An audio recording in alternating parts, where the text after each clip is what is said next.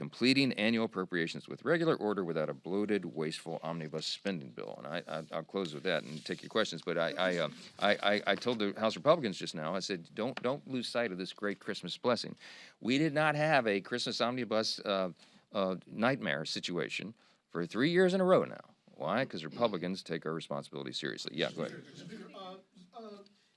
When President Trump has talked about military action in Greenland, you said that there didn't need to be military notification or that this wasn't a war act in Venezuela.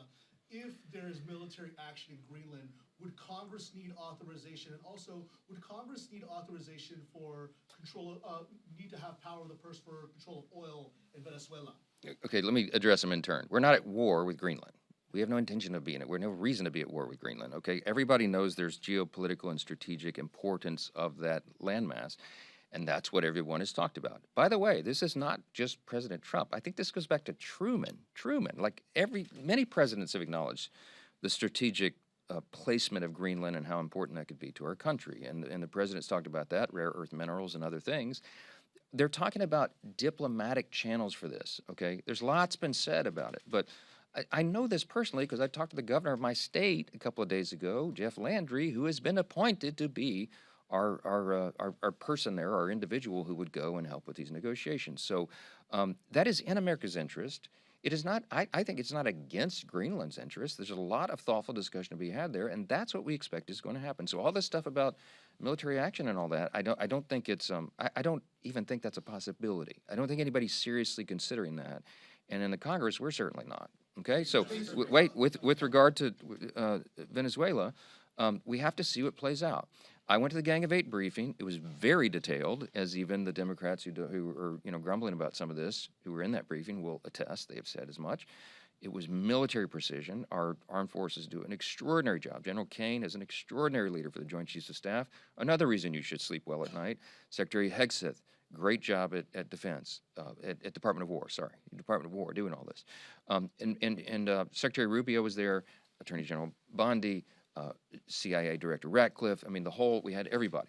And they went through the details and they explained the rationale and why everything happened as it did. I don't think anybody could have any complaint or question about that. And I expect they're going to give almost that same level of information in a larger auditorium. And I think members of Congress are going to understand this fully. What happens next? There are plans and procedures in place, but it's impossible to know exactly how it's all going to play out. We have to see how that works. I trust the people who are in charge of this. I'm told, and the President has mentioned, and Secretary Rubio has mentioned, that our American oil companies will be involved in getting that infrastructure back up, and that will have a lot to do with how all this sorts out. But we don't know the details of that yet, and I certainly don't. The House has not been apprised of it because I think it is in the works right now. This has just happened. This is a seismic development. This just happened. Some of this is unprecedented. It is not a regime change. I want to emphasize that. It is a change of the actions of the regime.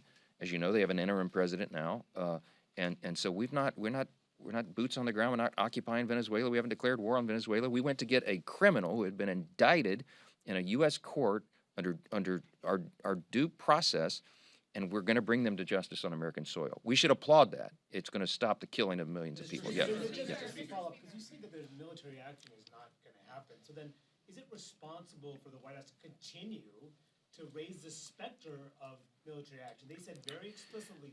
I've spoken to the question. I'm not going to take 1,000 gotcha questions this morning trying to pit me against the White House. It is. I've said I can't be more clear than I have been on this. I've given lengthy statements on it. You know where I stand. You know where the House stands. We're going to get a briefing today, and then we'll see how it develops. So everybody relax. Yes. Last question. On that note, though, did Secretary Rubio tell you all in the briefing that the U.S. plans to buy? Look, I was. Also, if that is the case, first of all, how does that square with NATO? And then how does that square with the overwhelming message from Americans in the election that they care about the economy and issues here at home? Okay, look, it is an America first priority to look to our strategic and national defense initiatives and what would be advantageous to us. Greenland offers a lot of that.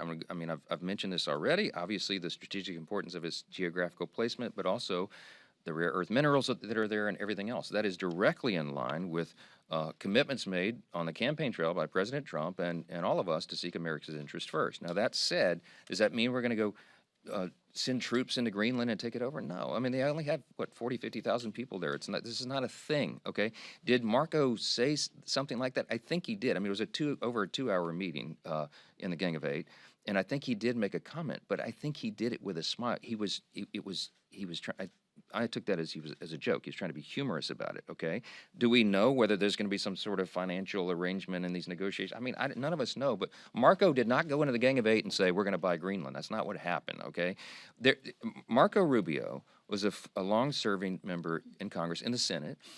He is very close colleagues and friends with most of us in the Gang of Eight who were in that room, and we spoke as old friends and colleagues, and it was a relaxed setting because we all know one another, and everybody in that room knows that Marco Rubio is an honest broker, and in my view, the most highly qualified person. He is a gift to America right now with his insights, particularly on these issues, Western Hemisphere and Venezuela and all the rest. So he is one that's highly respected in that room, and even when you disagree with some of the play calls, they can't dispute anything he said. And look, everybody understood the context of that conversation. It was obviously supposed to be off the record because we're in the skiff and it was highly classified. But there were a lot of things said back and forth that you should not